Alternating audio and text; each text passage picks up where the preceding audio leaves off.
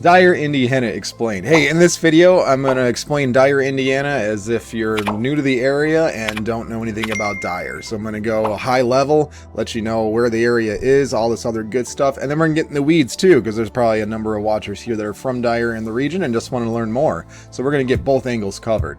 So first off here, I'm going to topics covered. We're going to look into the history. We're going to look into locations, similar towns. You know, if you're looking to relocate to the Dyer, Indiana area, you might be wondering what other towns in Northwest Indiana might also be a fit if I like Dyer. We're going to take a look in the subdivisions of Dyer, what's commuting's like, demographics, schools, crime, water. Why would their water be on there? You got to hold on and check out why. Things to do, taxes, home prices, and there's going to be a lot more. Those are just the highlights as we dive in here. So getting straight into the details of Dyer, the population is about 16,000. There's some other stats here that you can see.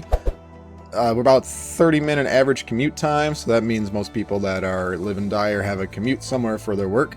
And as we get started here, I just want to introduce myself. My name is Tony Anczer. I'm a real estate agent serving Northwest Indiana and the Chicagoland areas, so I got you covered on both sides of the border. My contact information is here on the screen and linked below.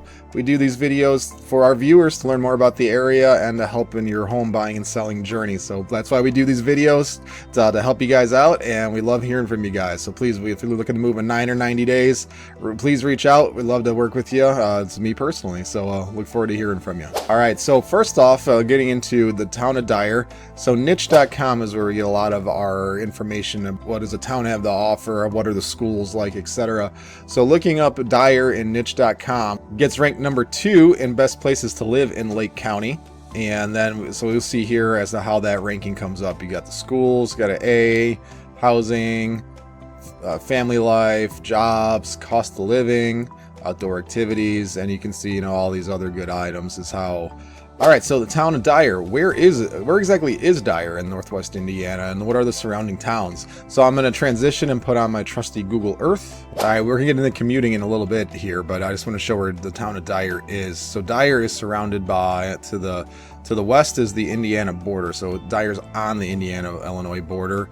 To the east is Schererville. To the north, directly to the north is Munster. Northeast is Highland. We got Highway 94 here, which splits up to the north of Hammond. Further south is St. John, Cedar Lake. To the southeast is Crown Point, Maryville, Hobart. So you can see there, I'll zoom out a little more and you can see the town. So we'll come back to commuting, but just wanted to start off on a high level as to where exactly is Dyer. And from Chicago, with no traffic, it's about a 40-minute ride. If you're going to O'Hare Airport, with no traffic, you're a little under an hour. With traffic, can be about an hour and a half. So those are kind of some quick metrics as to the location of Dyer. All right, so for the history of Dyer. So Dyer was originally the earliest settlers arrived in about 1830. At that time, the Native Americans were Potawatomi Indians, and it was Prussian farmers that immigrated first over here.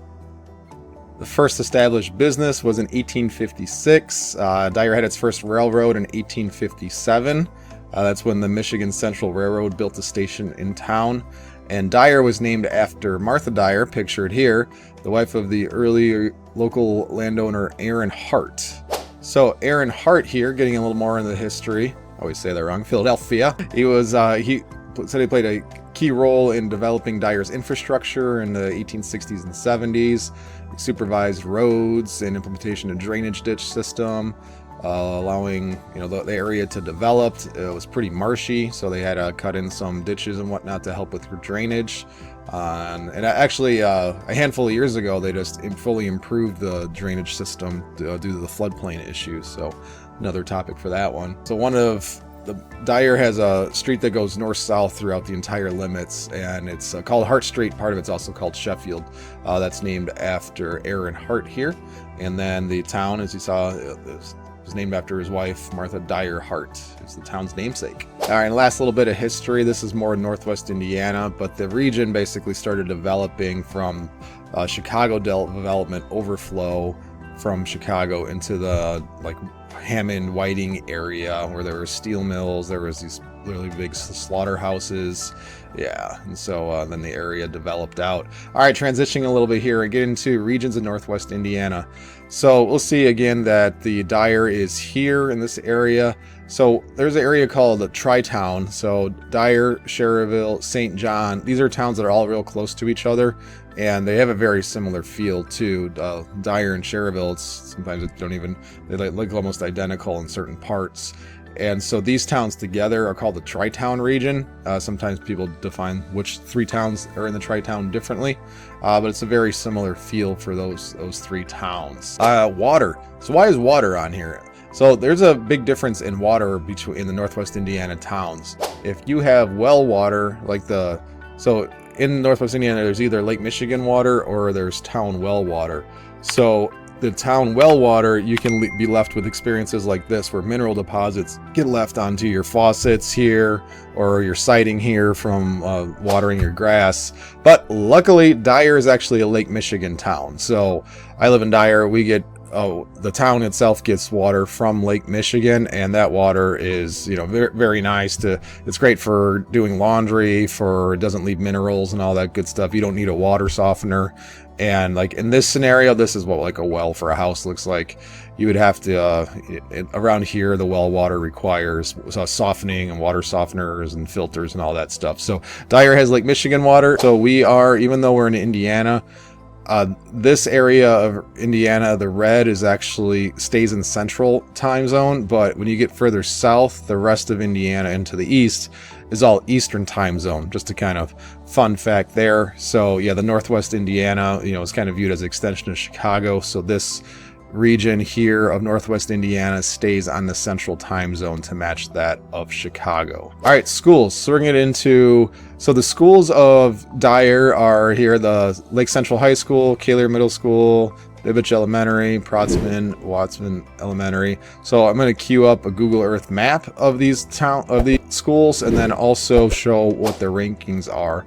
So Lake Central High School here, if according to niche.com, is given an A. Here's the metrics that are used for that. And I also find this of interest. Let me scroll this down a little. So Lake Central High School has 3,200 students. It's a good size high school, and a student to teacher ratio of 20:1. I always find that good to know. All right, and here is Lake Central High School. So it's right out, this is Highway 41 right here, and this Lake Central High School is right off of 41. Lake Central feeds from Dyer, Schererville, and some other areas of the region too. So there's a lot of towns that go to Lake Central. All right, Kahler Middle School is given an A. Here's the rankings or the metrics for that. And 942 students, student-teacher ratio of 17:1. You can see some information here on proficiency of test scores. And so now we're going to go to Kahler Middle School. Kahler is right here off of Route 30, this is the Illinois-Indiana border, and it's right kind of in the middle of town, really. So here's, the outline of the town. And then, so that's Kahler. Now, George Bibich. Bibich is also given an A. Here's the metrics. We got 514 students, student to teacher ratio of 15:1. And then there's some other proficiency in math and reading. So George Bibich. Yeah, so George Bibich is right here on the south end of town. Actually, we live right in this area too. And so take off 394 to Steiger Road from the Illinois side, and it gets you right to George Bibich. They're actually doing a expansion project right now. All right, Protsman Elementary. So it's also given an A. 593 students, student-to-teacher ratio of 13:1. That's pretty low. There's those other metrics you can look at there. All right, Protsman here, as you can see, is on kind of the north end of town. This area here is Northgate Park, and we'll get into subdivisions, but it's basically right in Northgate Park subdivision. Another interesting fact about Indiana, so Indiana has a voucher program. More information is here at this website link. But if you're interested in a private school solution, so my kids actually, Dyer schools are great, but for our family reasons, our kids go to a private Christian school. The state pays like 90% of the tuition for that. So there used to be the income requirements, and there used to be some like different tracks of eligibility, and that all went away. There's still some income requirements, but they're pretty high. So generally speaking, almost everybody qualifies. And so you basically just apply and you get into the voucher program, and this state will pay capped, and it's shown here. I think Lake County, they pay up to $6,800 a year towards private school tuition.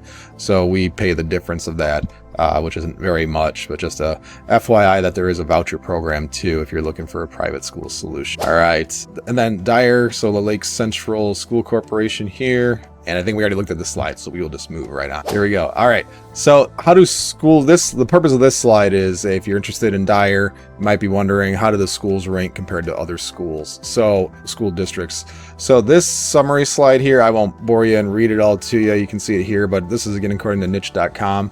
So this tells you I'll just go over first couple so you can get your bearings here. So this shows this, so this is the town of Cedar Lake. This is what the high school is. I didn't go into all the grade schools because that would be a lot of information. Happy to give that to you if you want to reach out. But for this slide, I'm just going with the high schools. So like Cedar Lake is Hanover Central High School. Niche.com gives it a B. Chesterton High School gives it an A. Crown Point is Crown Point High School, gives it an A. So if you need to, you can come back to this slide and take a look at it. But this is the schools rankings for the area, so the entire, the region of Northwest Indiana. All right, so Dyer gets us going. Start transitioning into crime rates. So in Dyer, you'll see that, so basically 50%, where this dial goes, is 50% is the average town in the U.S. Dyer is at the 11%. So like again, 50 is like kind of the halfway point, or the median, and then so Dyer is pretty low on the crime rate. And then this slide tells you, kind of like that school one, of all the towns in Northwest Indiana, where do they rank on that crime scale according to niche.com. And again, 50% is like the median for the US. So below 50% means below median, above means above median. So with that, I'll just go through the first couple slides. So Cedar Lake is at 52%. Chesterton is at 36% of the U.S. average. So, and then I won't read this to you. Feel free to come back to the slide, or if you got any questions, give me a buzz and I can show you where to get more information on that. All right, for commuting, again, this is, so we're looking at obviously at the town of Dyer here.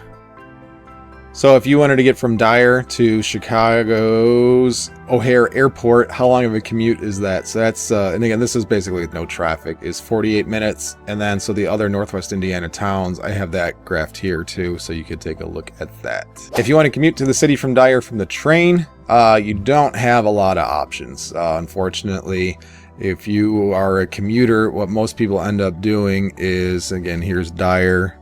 Let me turn off the schools. And so if you're in Dyer here, most people I know of would drive over to the Olympia Fields train station and then take the train to the city. So if you're doing that, you're looking at about an hour-and-a-half commute each way. I believe Valparaiso has a train too, but that would be, you wouldn't go that direction. That'd be way too far for you. So, and you just want to let you know, train's not really the best solution, but some people will still do it if they want to do a train experience going to the city, family fun, all that good stuff, or during an event where you don't want to drive to the city.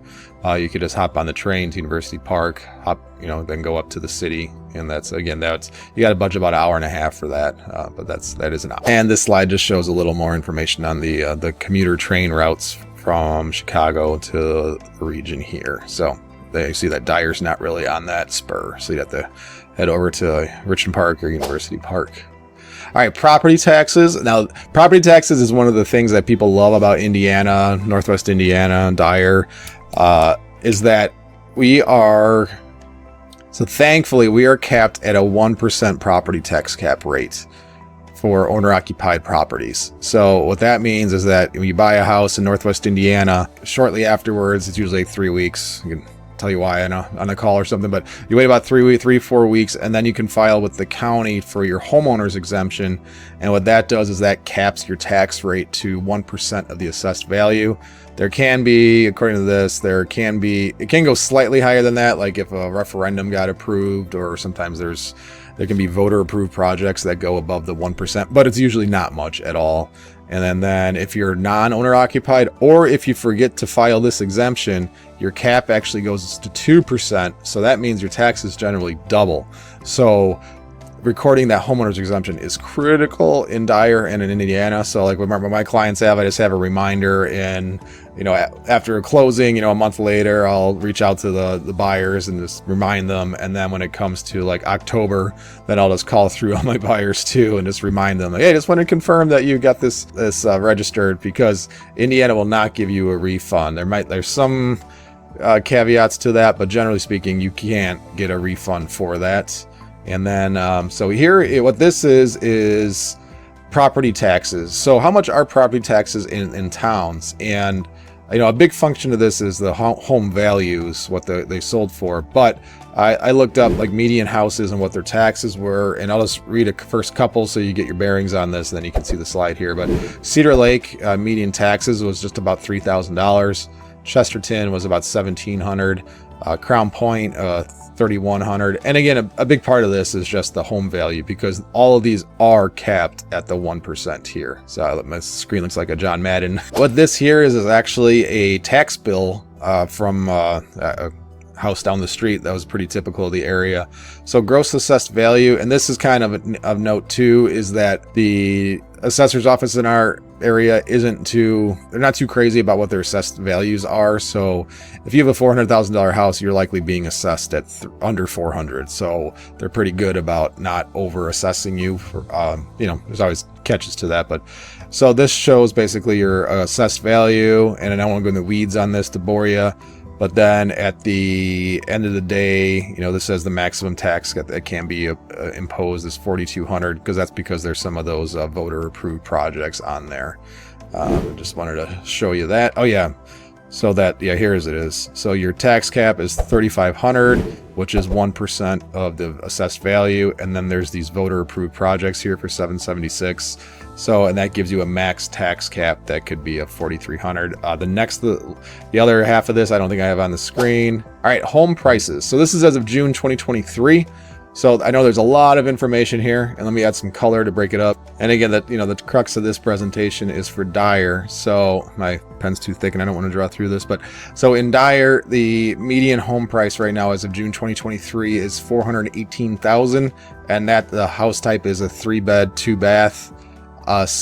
And currently the days on market for a home like that is 6 days on market. So that means from a house that goes on the market, it takes 6 days for it to get an accepted offer. So the market's, this is July 2023 right now when I'm recording this, and so the market's still smoking hot. And again, that's median price. Here is the same information for all the other towns. I'm just gonna draw some lines to break it up visually. So we got Cedar Lake at median price $330,000. That's for a 3-bed, 2-bath. It's at 31 days on the market. Chesterton. So you can see all that. I don't want to bore you by reading through it. And yep, so that's just information on home pricing. So before we look at the houses, what they look like in Dyer, we're just getting into the raw data here. As of June 2023, we had 2.76 months of inventory. I disagree how they came up with that number. It's less than that, but that's what this report's showing. Median days in RPR 5. We got estimated property values. You can see that property values are just increasing over time here. So we get, where is blue? So Dyer is blue here, and you can see, here's Lake County, this orange guy. Yellow is Indiana, and red is USA overall.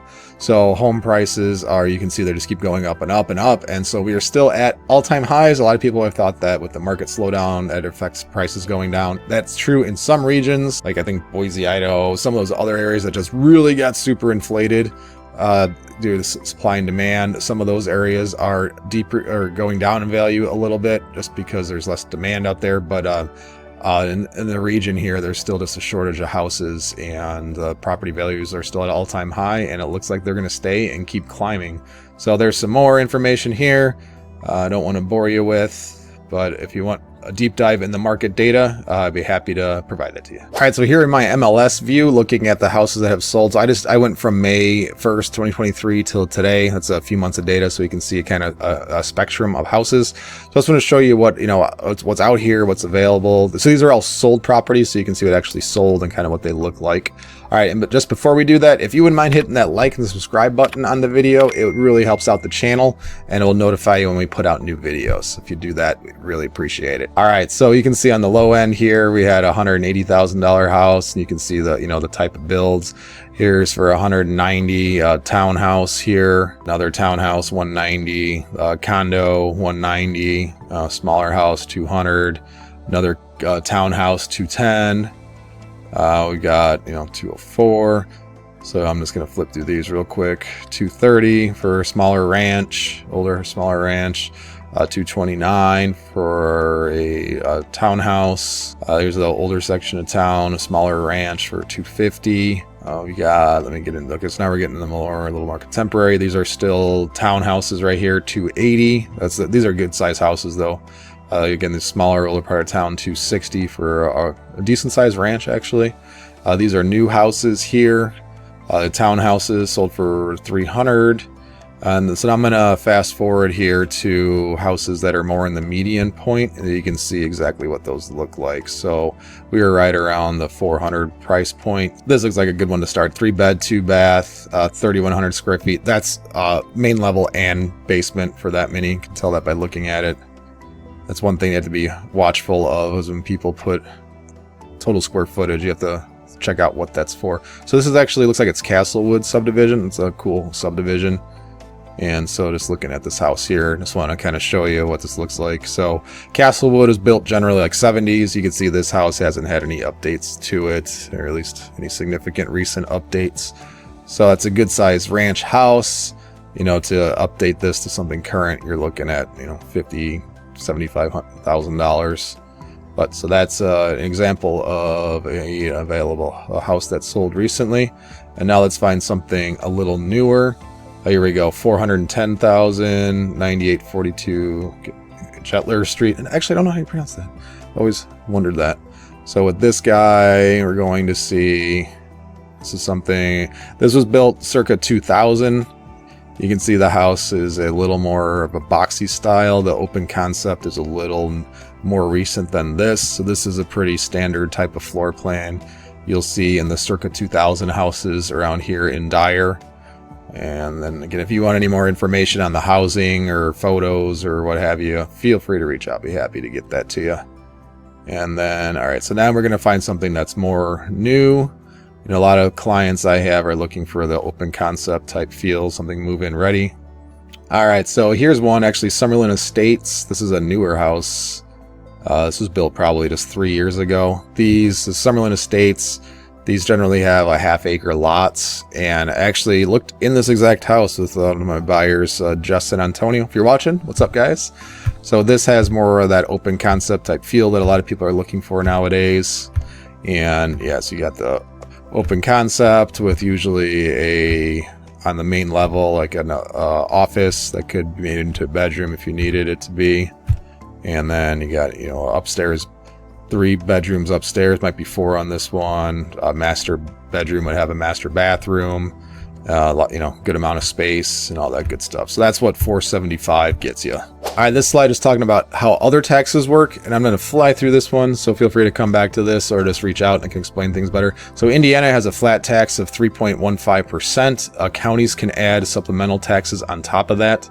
So Lake County has a supplemental 1.5%. So if you live in Dyer, you're in Lake County, so you're going to add up 3.15 and 1.5. That's going to get you 4.65%. State sales tax 7%. There's no sales tax on food, which is nice. If you go to a restaurant, there's still that 7% tax on there. But if you're just going to the grocery store and getting milk, bread, all that stuff, there's no sales tax on it, which is nice. Municipalities cannot add supplemental taxes, which is cool, because some, especially in Illinois towns, towns can add their own supplemental taxes. A couple other neat things you need to know. Social Security benefits aren't taxed. I believe that's how it is in most states. Retirement income is taxed. Just be a heads up about that. And then here's just some other information about taxes. The one that might be of interest is that estate inheritance taxes, there currently is no tax. All right, a slide on things to do in the area. So the town of Dyer has lots, the park district is pretty involved. So if you have kids that are interested in baseball, basketball, all that good stuff, then the park district has lots of options for that, for intramural leagues. My kids did like music class when they were really little through the park district. They go to the daddy-daughter dances still. Those are fun. They got lots of events. There's things in town, like the town of Crown Point's pretty close by. So is the city of Chicago even. So if you're looking to go out for the night on the town, you can drive to the city in 45 minutes on a Saturday night. As long as there's not, like, one time we went and there was like a One Direction concert along with like a Cubs game, and that was really bad. So heads up, you may want to see what's going on in downtown attractions, but that was pretty wild. It was kind of fun seeing all like the teeny boppers dressed up in their whatever they wear for a One Direction concert, but that was a memorable day, although we were on Lakeshore Drive for like 2 hours trying to get through there. There are bike trails through the area. There's like where I live, there's a forest preserve that we can just ride our bikes to and do some single track riding, which is really cool. There's some other trails in the network. Lake Michigan's not too far away, so going to the dunes for kids stuff, and there's a lot more. I'm just kind of flying through some stuff. Sky Zone's a pretty cool trampoline park in Cherville. There's the town of Munster has a community pool. It's like $300 a year for a family, and that's pretty cool. Midwest Training Center is a gymnastics and ice hockey or ice skating place. For arcades in the area, you got Ziggy's and Jack's Warehouse, just to touch on a handful of things. And again, we're close to Chicago and other towns, so lots of options on things to do in the area. Yeah, and again, here's just a photo of Indiana Dunes State Park. We find ourselves there a couple times a year.